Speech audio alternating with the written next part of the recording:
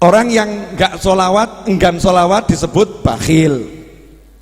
Orang yang enggan sholawat dilaknat. Ngeri enggak?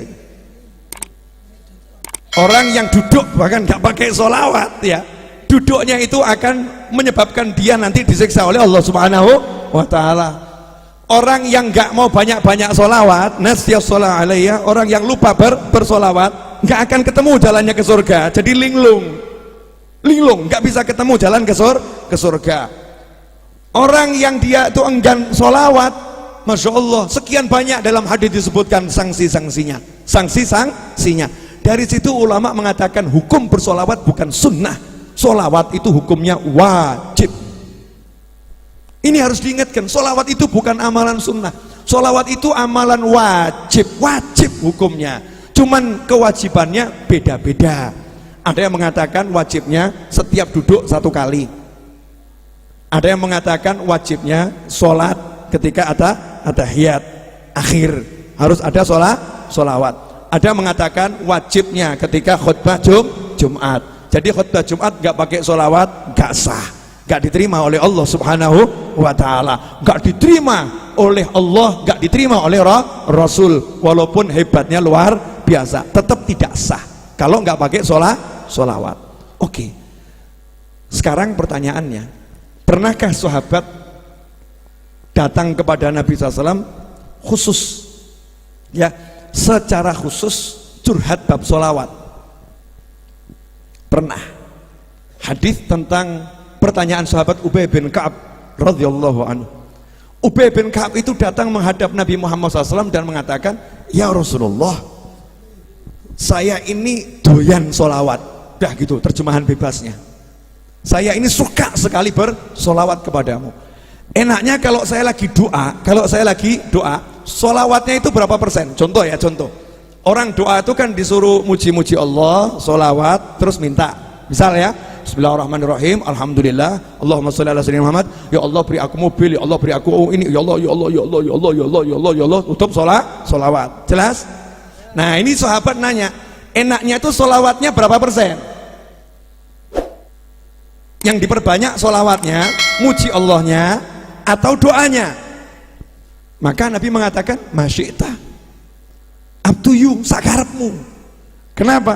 Karena kalau Nabi bilang sekian, nanti jadi wajib untuk umatnya itu, untuk terutama yang nanya itu ya.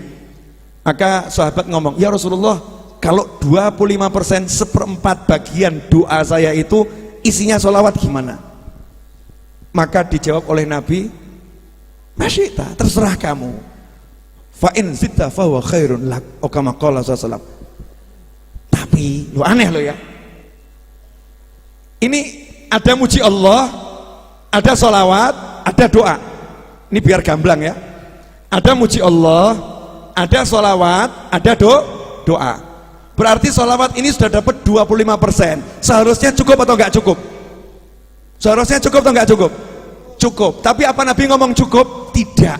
Terserah kamu. Kalau kamu tambah porsinya, prosentasenya, maka itu lebih baik buat kamu. Sahabat dibilang begitu, lanjut 50% ya Rasulullah.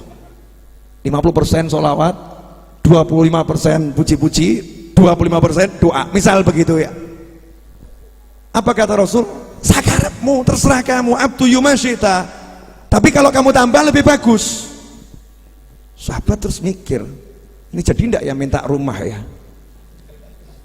Daftar permintaan banyak ini ya, rumah, nikah, kuda, onta, ladang, ya kan? Akhirnya sahabat mikirnya begini, mungkin pujiannya buat Allah dikit gak apa-apa gitu kan, sholawatnya udah banyak, permintaannya yang dikurangi titik gitu.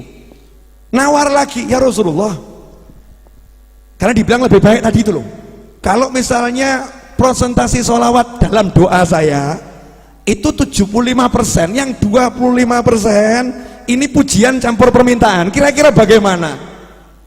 Nabi jawabnya bukan cukup, enggak. Nabi mengatakan terserah kamu, tapi kalau kamu tambah itu lebih baik. Coba kalau kamu cukup Nabi, nanti saya nggak jadi minta no.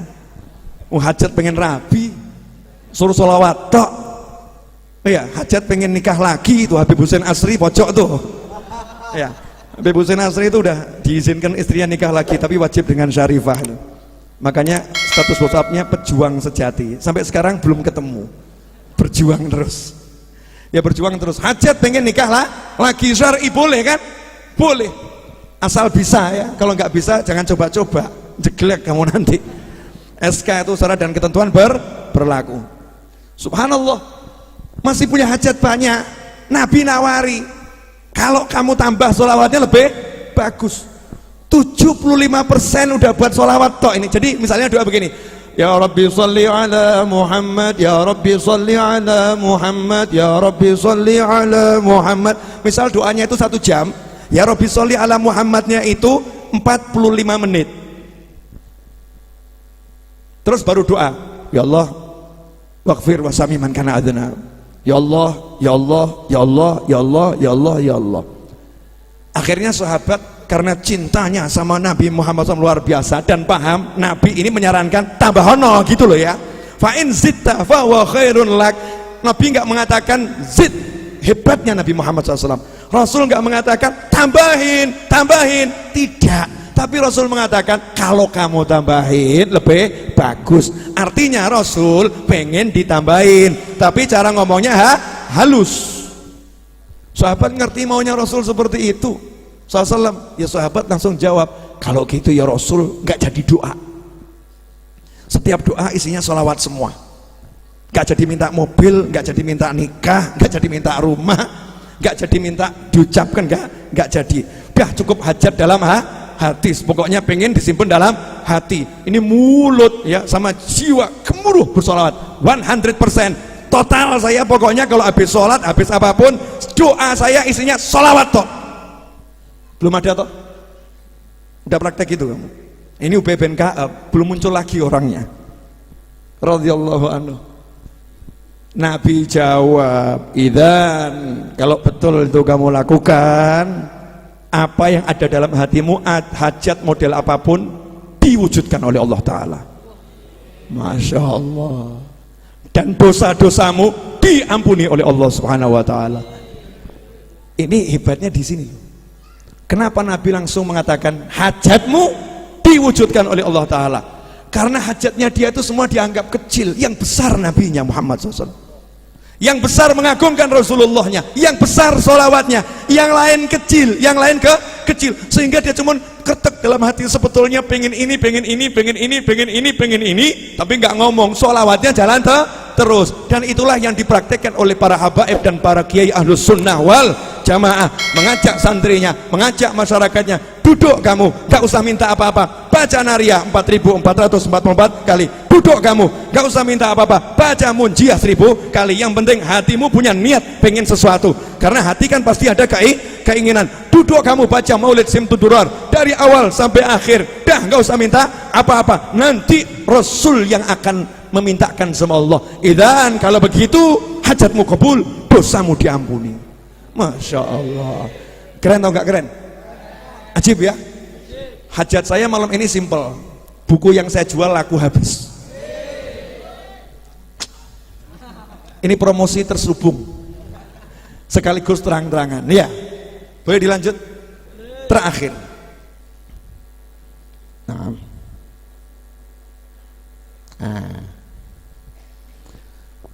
ini saya ambilkan hadis yang kalimatnya asyik gitu, di mana malaikat mendatangi Nabi Muhammad SAW kemudian berkata, ya Muhammad, Allahumma shalli alaihi, innallaha yaqul, sesungguhnya Allah berkata, ama tardha an la yusalliya alaika abdun min ibadi salatan illa sallaitu alaihi biha asyara. Wahai Nabi Muhammad SAW, apakah kamu tidak senang, apakah kamu tidak ridho, apakah kamu tidak puas, apakah kamu tidak puas kalau ada satu hambaku bersolawat kepadamu, aku akan bersolawat kepadanya 10 kali.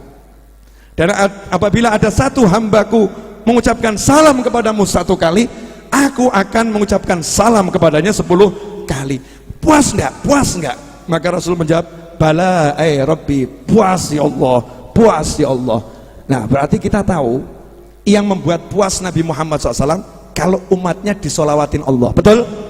Kalau yang buat puas Nabi adalah kalau umatnya disolawatin Allah. Bagaimana agar umatnya kita disolawatin Allah? Kita harus minta Allah bersolawat pada Nabi Muhammad sallallahu alaihi wasallam. Ya Rabbi sholli Allahumma sholli. Kita minta pada Allah agar Allah bersolawat pada Nabi Muhammad sallallahu alaihi wasallam. Dengan begitu kita akan buat senang Nabi Muhammad SAW. Kesimpulannya adalah saya mengajak diri saya pribadi, keluarga saya, anak keturunan saya, pasangan hidup saya, orang tua saya, sahabat teman saya, dan Anda semua dimanapun berada, mulai malam hari ini jadikan Indonesia tak pernah sepi dari sholawat. Jangan jadikan rumahmu kuburan, jadikan rumahmu ramai dengan sholawat, jadikan kantormu ramai dengan sholawat, jadikan tempat dudukmu ada sholawat. Kamu duduk di restoran manapun, di mall manapun, duduk, jangan malu-malu dengan sallu ala nabi Allahumma salli wa sallim alaih. Biar setiap tempat di situ ada Nabi Muhammad sallallahu alaihi wasallam. Kenapa? Karena setiap tempat, kalau sudah di setiap tempat ada Nabi Muhammad SAW, sesungguhnya Allah tidak akan menyiksa suatu kaum wa anta fihim, sementara kamu ada di sana. Jadi kalau kita pengen nggak dapat siksa, duduk kita, di mobil kita, di rumah kita, dimanapun, munculkan Nabi Muhammad SAW. Ya, kita bersolawat. Siap ngajak keluarganya solawat, siap ngajak dirinya solawat, siap ngajak semua orang solawat.